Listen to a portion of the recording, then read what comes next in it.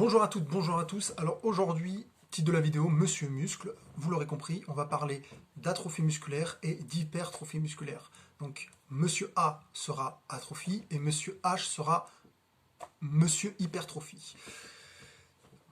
Petite image mentale pour que tout le monde comprenne. Monsieur A, c'est un exemple, est handicapé et il passe son temps dans un fauteuil roulant. Donc, du coup, il n'utilise jamais ses jambes et on peut constater que ses jambes, ils sont aussi grosses que des baguettes de pain. Pour une raison simple, c'est que le corps, à partir du moment où il y a des muscles qui sont inutilisés et inutilisables, il va leur donner un minimum d'énergie et donc ils vont subir ce qu'on appelle une atrophie. C'est-à-dire ils vont diminuer du plus petit possible de leur taille. Et ce qui est intéressant, c'est que quelqu'un qui a une atrophie musculaire aura en général très peu de graisse à l'endroit où le muscle est atrophié. Ça veut dire que le muscle et le gras vont ensemble et pas séparément. Donc c'est très intéressant à retenir cette information pour quand je vais parler de Monsieur H après.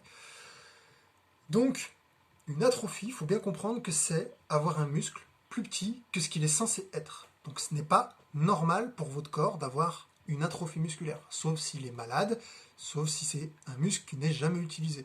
Il va faire de l'économie d'énergie, donc il va diminuer son volume. Maintenant, on va parler de Monsieur H. Monsieur H, c'est la plupart des gens, quand ils cherchent à s'entraîner musculairement, ils cherchent à avoir des gros muscles. Sauf qu'un gros muscle, une hypertrophie musculaire, ce n'est pas normal. C'est avoir un muscle plus gros que ce qu'il est censé être.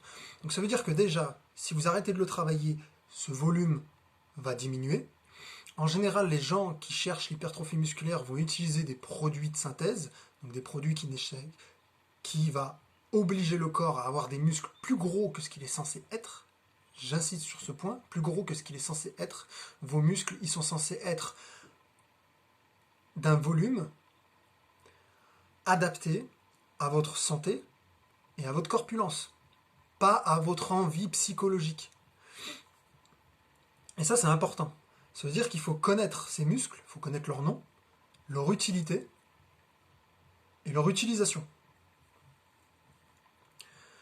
Donc ça, il faut vraiment le retenir, c'est vraiment important. Monsieur H, quand on compare des gens dans l'hypertrophie musculaire et des gens simplement musclés parce que c'est leur morphologie et parce qu'ils se sont entraînés pour avoir les muscles les plus gros que le corps peut avoir, il y a un exemple très simple à avoir. Vous regardez les bodybuilders d'avant 1945 et d'après 1945. 2021 et avant 1945 et faites la comparaison. Pourquoi 1945 ? Parce qu'avant 1945, les produits de synthèse n'existaient pas. Ça veut dire que tous les produits chimiques qu'on balance dans le corps des mecs ultra musclés, ça n'existait pas. Et là, vous allez vous rendre compte que qu'est-ce que c'est que quelqu'un de musclé normalement et quelqu'un qui est musclé anormalement. Ce qu'il faut retenir, c'est que tous ces gens qui prennent des produits, parce qu'il faut arrêter de le cacher, il faut arrêter de faire des on-dit, des non-dits et compagnie, quelqu'un qui prend 10 kilos en une semaine, c'est pas normal. Ça n'existe pas à l'état naturel, d'accord ? Même un obèse, il n'y arrive pas, quoi. Même en mangeant comme un taré, tu prends pas 10 kilos en une semaine. C'est des gens qui se piquent, des gens qui consomment des produits qui sont dangereux pour la santé, des gens qui acceptent les risques, qui acceptent le risque de mourir avant 40 ans, ok ? Et qui sont conscients et qui sont professionnels, d'accord ? Et qui s'y connaissent. Le problème, c'est que beaucoup de gens ne s'y connaissent pas, achètent des produits auxquels ils n'y connaissent que dalle, les utilisent, et au final, ils ont des problèmes de santé gravissimes. Donc ça, c'est pour ça aussi que j'ai envie de parler de ça. L'hypertrophie musculaire n'est pas normale, comme l'atrophie musculaire n'est pas normale. Cherchez à avoir une musculature adaptée à votre morphologie et à votre santé. Connaissez vos muscles, d'accord ?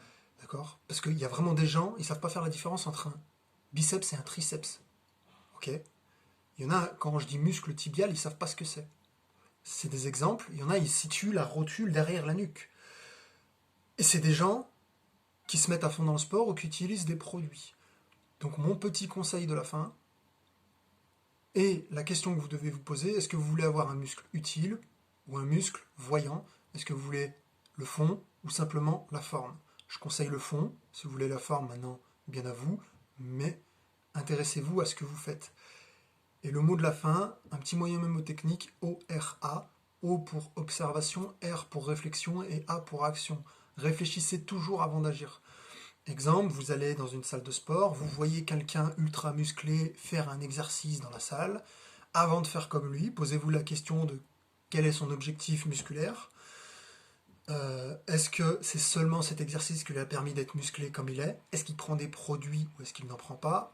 En général, quand les mecs ils ont des checkers, des bouteilles, tu sais, qui prennent du synthétique et qui sont pas en mode naturel, hein, le mec qui boit de l'eau, c'est le mec qui est naturel. Le mec qui boit pas, qui boit autre chose que de l'eau, posez-vous des questions. Euh, que ça plaise ou pas cette vidéo, c'est pas grave, je m'en fous, c'est mon avis personnel et c'est mon expérience personnelle qui parle. Si vous êtes conscient des risques, faites-le. Si vous n'êtes pas conscient des risques, ne le faites pas. L'apparence, c'est bien. La performance, c'est bien aussi. Mais les sportifs de haut niveau, leur retraite, c'est à 30 ans. Les bodybuilders, leur durée de vie, c'est 40 ans. Et les personnes qui prennent soin de leur santé au quotidien, qui se musclent pour rester en bonne santé, l'âge de la retraite, ils le connaissent. Voilà. Ces petites vidéos, hypertrophie, atrophie musculaire, il faut connaître ces termes, il faut les comprendre et il faut les respecter pour respecter sa santé et son corps. Prenez soin de vous et à la prochaine vidéo.